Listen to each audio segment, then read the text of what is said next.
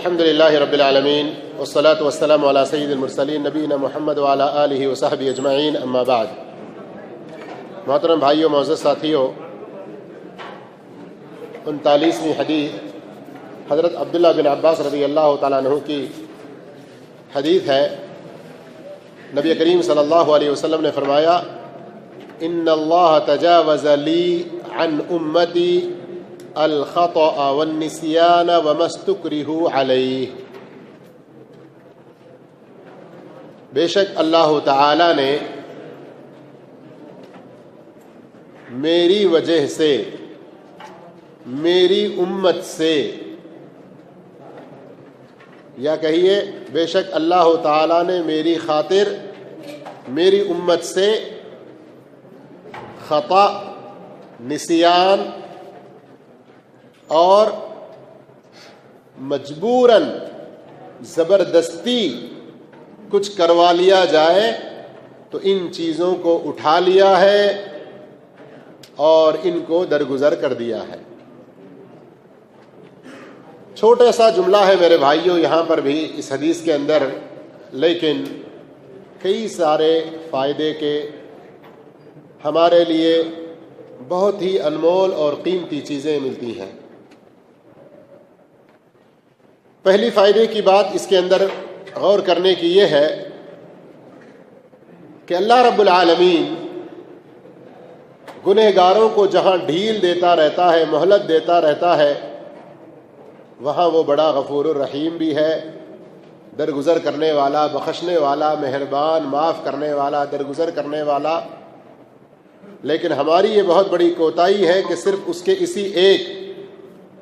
اسی ایک پہلو کو کہ وہ درگزر کرنے والا، معاف کرنے والا، اس کو یاد رکھے رہتے ہیں اور عذاب دینے والا، سزا دینے والا، سخت انتقام لینے والا، اس پہلو کو بھول جاتے ہیں۔ دونوں چیزوں کو یاد رکھنا چاہیے۔ اور یہاں اس حدیث کے اندر درگزر، معافی اور لوگوں پر سے بعض مشقت کی چیزوں کو اللہ رب العالمین نے جو اٹھا لیا ان کی آسانی کے لیے، اس کا ذکر آپ سننے جا رہے ہیں۔ دوسری فائدے کی بات اس کے اندر یہ ہے، ان اللہ تجاوز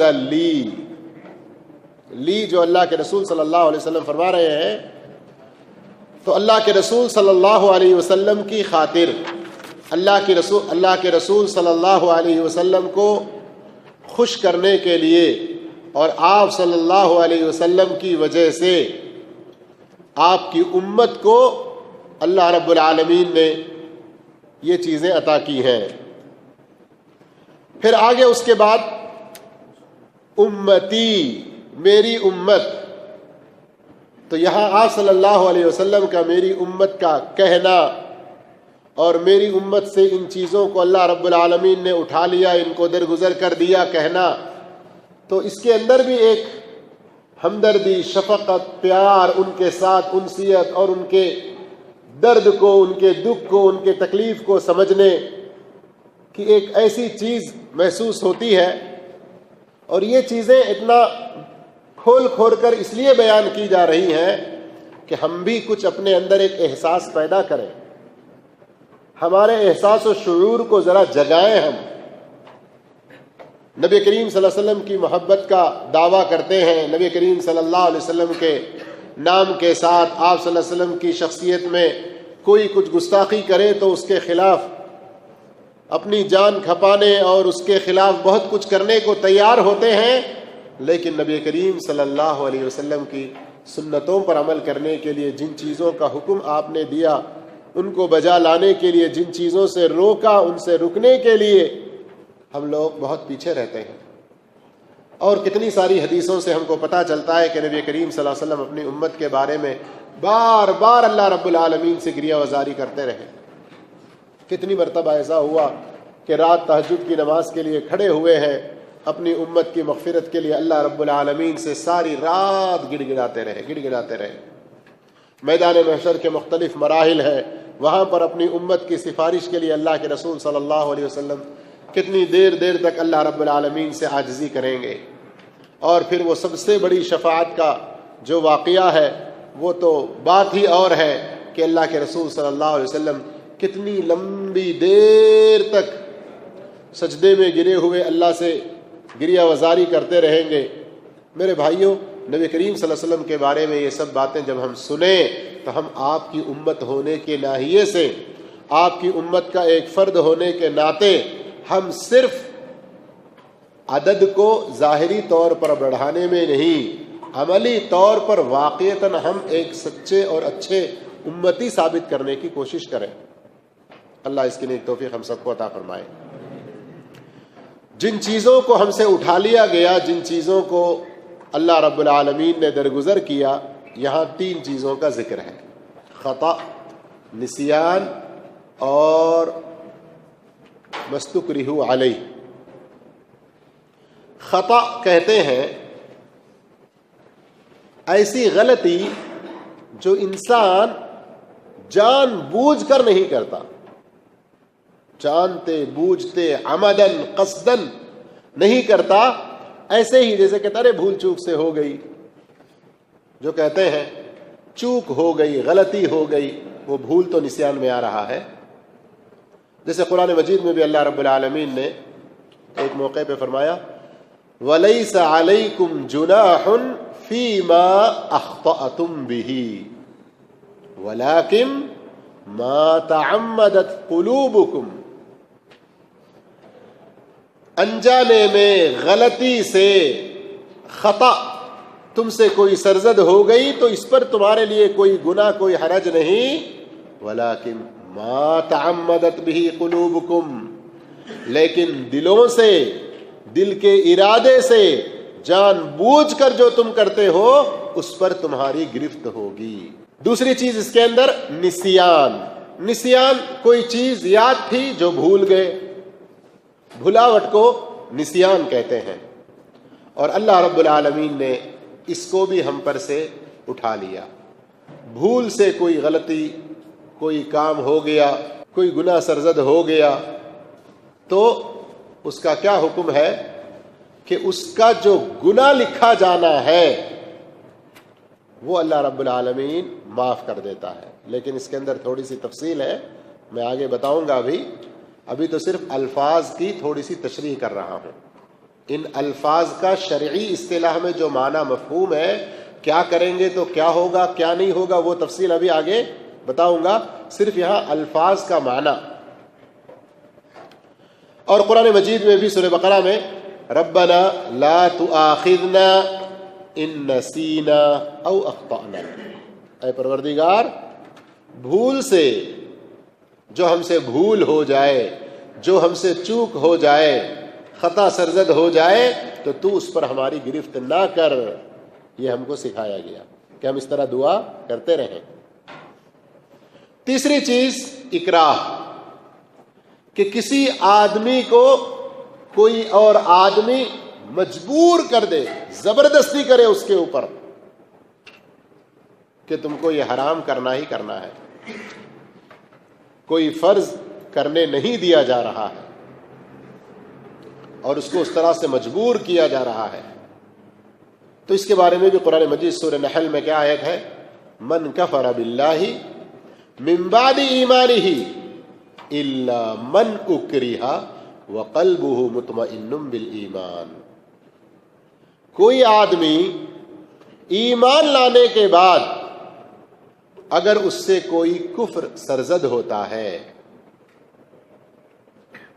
کیوں سرزد ہوتا ہے؟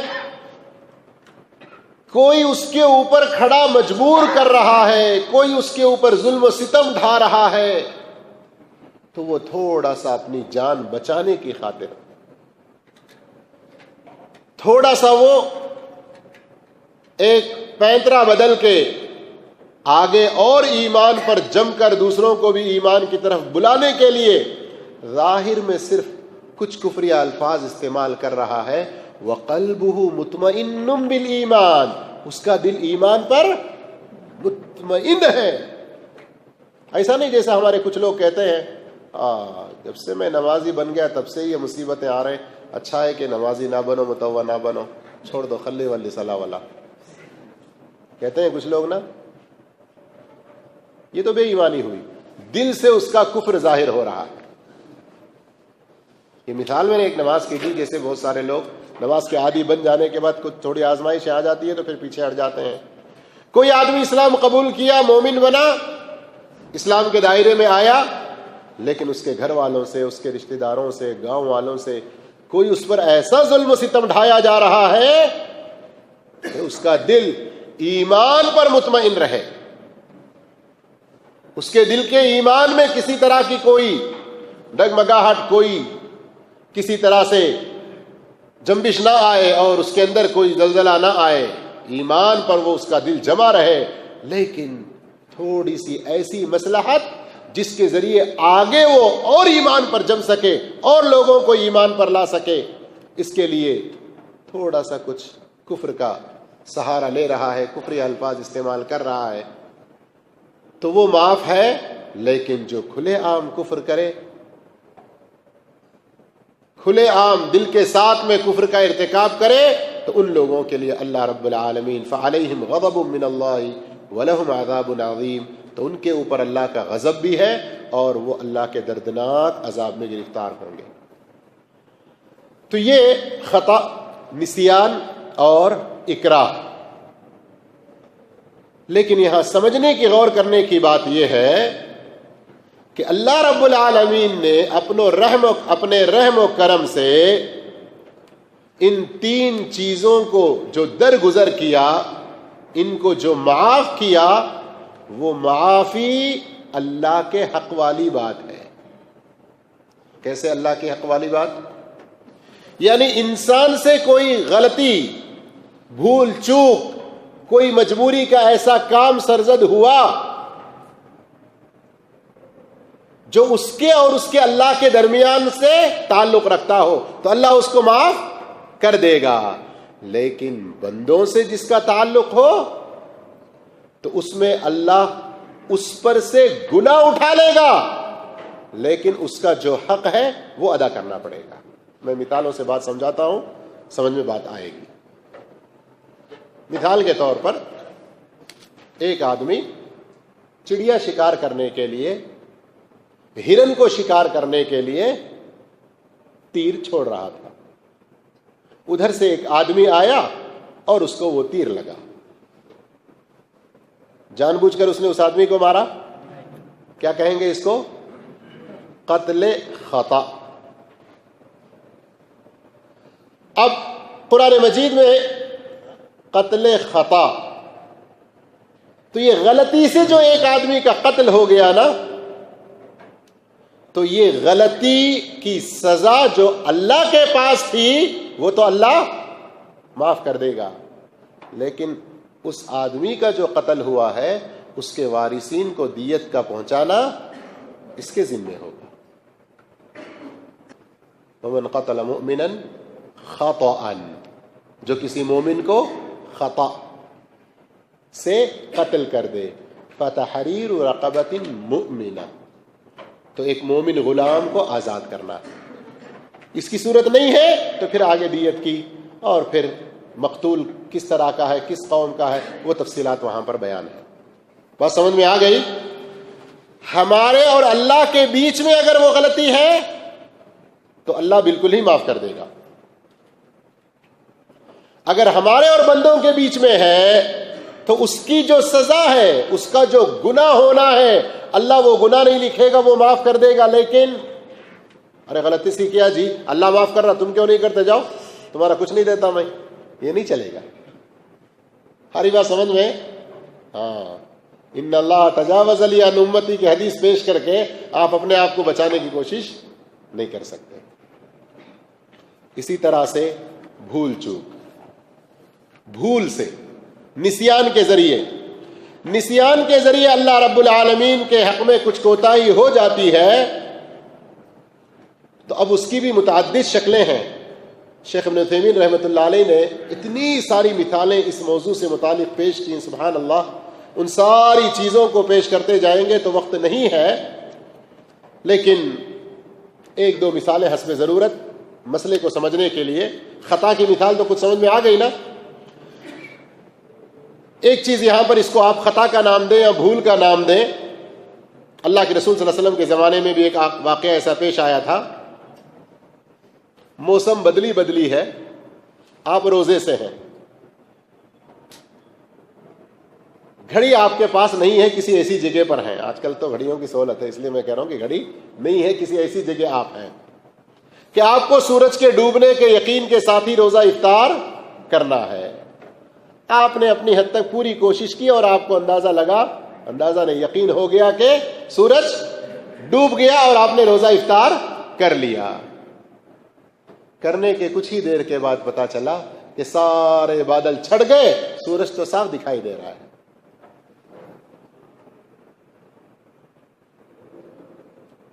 تو ایسے وقت میں کیا ہوگا؟ وہ روزہ ان کا ٹوٹ گیا یا روزہ ہے؟ روزہ ہے. جان بوجھ کر انہوں نے غلطی نہیں کی، جان بوجھ کر روزہ نہیں توڑا. اسما بنت ابی بکر رضی اللہ تعالیٰ عنہما سے روایت موجود ہے، نبی کریم صلی اللہ علیہ وسلم کے زمانے میں ایک واقعہ ایسا پیش آیا تھا تو اللہ کے نبی صلی اللہ علیہ وسلم نے ان کو روزہ توڑنے کا یا روزے کی قضا کرنے کا حکم نہیں دیا. اچھا، اس کا مطلب یہ بھی نہیں ہے کہ اب کھا لیے تو کھاتے ہی چلے جائیں، رک جائیں. جیسے ہی پتا چلا فوراً یہ کس میں آئے گا؟ بھول کر کھانے میں. جیسے وہ حدیث بھی ہے نا، من نسی فاکل او شرب فلیتم صومہ، جو شخص بھول جائے پھر کھا لے اور پی لے تو وہ اپنا روزہ پورا کر لے، روزہ نہیں ٹوٹے گا اس کا، بلکہ اللہ نے اس کو کھلایا اور پلایا ہے.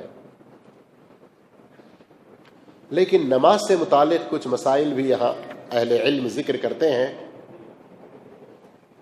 تو چونکہ کئی سارے اہل علم نے اس مسئلے کو ذکر کیا اور ہماری روزمرہ زندگی میں نماز 5 وقت فرض ہے، اس لیے میں اس مسئلے کو ذکر کرتا ہوں. یہاں بھول کی 2 الگ نوعیتیں ہیں، الگ شکلیں ہیں، اور ہر ایک کا الگ حکم ہے. ہر ایک کا الگ حکم ہے. ایک آدمی بھول گیا وضو کرنا، نماز پڑھ لی اس نے، سب کچھ ختم ہو گیا، بعد میں کچھ دیر کے بعد اس کو یاد پڑا کیا تو میں تو وضو تو کیا ہی نہیں تھا، میں واقعتاً میرا وضو تھا ہی نہیں، مجھے تو وضو کرنا تھا. تب اس کی وہ نماز ہو گئی یا اس کو دوبارہ پڑھنا پڑے گا؟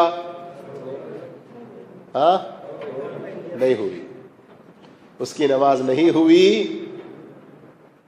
اس کی نماز نہیں ہوئی. اس کو وضو کرنا پڑے گا، پھر دوبارہ اس کو نماز پڑھنا پڑے گا. یہی کئی سارے اہل علم کا کہنا ہے. یہاں اس کی وہ بھول نہیں چلے گی. لیکن ایک شکل بھول کی دوسری ہے. ایک آدمی وضو کر لیا یا وضو سے ہے، اس کے کپڑے میں کوئی نجاست لگی، اس کے کپڑے میں کوئی نجاست لگی، کپڑے میں لگی. انسان طاہر ہے، وہ پاک ہے، وضو بھی کیا ہوا ہے، نجاست کہاں لگی؟ کپڑے میں لگی. وہ اس کو دھو کے پھر نماز پڑھے گا، سوچ رہا تھا لیکن پھر بھول ہو گئی، اس نے نماز پڑھ لی تو اس کی وہ نماز ہوئی. تو اہل علم کہتے ہیں کہ اس کی وہ نماز ہو جائے گی، اس لیے کہ اصل طہارت ہے. اصل کیا ہے؟ طہارت. وہ آدمی خود طہارت سے ہے، اس نے وضو بھی کیا ہے، لیکن یہ جو کپڑے میں نجاست لگی بعد میں پیش آئی اور بھول گیا، اس ناحیے سے اس کی وہ ہو گئی نماز. لیکن پہلی والی کی کیوں نہیں ہوئی؟ اس لیے کہ وہاں بیس ہی نہیں ہے. کیا مطلب؟ میں اپنی سمجھنے کے لیے میں کہہ رہا ہوں بیس نہیں ہے، یعنی اصل جو طہارت ہے، ایسا نہیں ہے کہ اس نے وضو کیا تھا پھر وہ شک میں پڑ گیا کہ کہیں میرا وضو ٹوٹا ہے کیا. کبھی کسی کو ایسا ہو سکتا ہے نا، وضو کرنے کا یقین ہے کہ میں نے عصر میں جو وضو کیا وہ وضو میرا باقی ہے، اس کو یقین ہے، لیکن پھر شک میں آ گیا کہ نہیں کہیں کچھ وضو تو میرا نہیں ٹوٹا. تو اس شک کو اپنے سے دور کر لیں، یقین پر اپنے مدار کو اور اپنے دل کو یقین پر جما لیں. تو اس طرح سے میرے بھائیو، یہ چند باتیں ہوئیں. آئیے تھوڑی سی ایک آخری مثال، جو اکراہ، مجبور کسی کو کیا جائے تو اس کی کیا صورتیں ہیں. تو ایک مثال تو گزر گئی کہ کوئی آدمی ایمان لے آیا اور اس کے اوپر ظلم و زیادتی ہو رہی ہے، اور وہ انسان اپنی جان بچانے کے لیے یا اپنے بچوں کی جان اور ان کی عزت کی خاطر کوئی کفریہ جملہ استعمال کر رہا ہے، لیکن دل اس کا کس پر مطمئن ہے؟ کس پر مطمئن ہے؟ ایمان پر مطمئن ہے، تو وہ شخص کافر نہیں ہوگا، اللہ کا غضب اور اللہ کے عذاب میں وہ شخص نہیں پڑے گا۔ لیکن ایک دوسری مثال، ایک آدمی کو دھمکی دی جا رہی ہے، تم کو اتنے اتنے پیسے دیں گے، جا کر فلاں کو قتل کرنا ہے، اگر تم نہیں قتل کرو گے تو ہم تم کو قتل کر دیں گے، ہم تم کو قتل کر دیں گے۔ کبھی ایسے بھی واقعات پیش آنے کا خطرہ ہے کہ نہیں ہے؟ کیا کہیں گے؟ علماء اس بارے میں یہ کہتے ہیں کہ وہ آدمی جس پر دباؤ ڈالا گیا کہ تم فلاں آدمی کو جا کر قتل کرو، اور اگر اس نے ایسا کر دیا تو اسلامی حکومت میں اس شخص کو بھی قصاصاً قتل کر دیا جائے گا، قصاصاً اس کو بھی قتل کر دیا جائے گا۔ کیوں؟ اس لیے کہ جان کا مسئلہ ایسا ہے کہ کوئی آدمی اپنی جان بچانے کی خاطر کسی کی جان نہیں لے سکتا۔ اپنی جان بچانے کی خاطر کسی کی جان لینا، یہاں تو صرف جان بچانا ہی نہیں، جان بچانے کے علاوہ دنیا کی لالچ بھی، تو وہ دوسروں کی جان لینے کے بارے میں اور حریص ہو سکتا ہے، تو اس چیز کی اجازت اسلام میں نہیں رہتی۔ تو یہ بھی مسئلہ ہے، اور ایسے واقعات پیش آتے رہتے ہیں، ہمیں بہت ہوشیار رہنا چاہیے۔ اور میں کہتا ہوں بعض دفعہ ہم چھوٹی چھوٹی حدیثیں پڑھتے ہیں لیکن مسائل اس کے اندر بہت سارے نکلتے ہیں، جیسے اس سے پہلے بھی ایک لا ضرر ولا ضرار ایک حدیث ہم پڑھ چکے تھے۔ تو اس طرح ہمیں چاہیے کہ علم دین سے ربط جوڑے رکھیں، قرآن کا حدیث کا مطالعہ کرتے رہیں، اہل علم کی تقریروں کو سنتے رہیں، اہل علم کے مسائل کو جاننے کی کوشش کریں، ورنہ ہم میں سے اکثریت جو تھوڑا بہت دین کا شوق رکھتی ہے نا، شیطان اس دھوکے میں ہم کو رکھتا ہے، بس مجھے نماز کا طریقہ آ گیا، فاتحہ آ گیا، قل هو اللہ احد یاد ہے، التحیات یاد ہے، بس میں تو نماز بھی پڑھا سکتا ہوں، اب مجھے اور کیا دین سیکھنا ہے۔ اس طرح کے دھوکے میں مبتلا ہوتے ہیں، اور یہاں 20 سال 25 سال 30 سال پڑھ کے علماء سے فتوے پوچھتے رہنے کے باوجود کتابیں سامنے رکھ کے مسئلے بتاتے وقت بھی ڈر لگتا ہے کہ کہیں کوئی لفظ ادھر کا ادھر نہ ہو جائے۔ میرے بھائیوں، بتانے کا مقصد یہ ہے کہ اپنے اوقات کو علم کے مسائل میں، دین کے مسائل میں، اور یہ دین ہماری زندگی سے متعلق چیز ہے، ہماری زندگی میں جو بہت ساری غلطیاں ہونے کا خدشہ اور خطرہ رہتا ہے، ان کی اصلاح کے لیے یہ دین ہے۔ اللہ ہم سب کو نیک توفیق عطا فرمائے۔ جزاکم اللہ خیر، والسلام علیکم ورحمۃ اللہ وبرکاتہ۔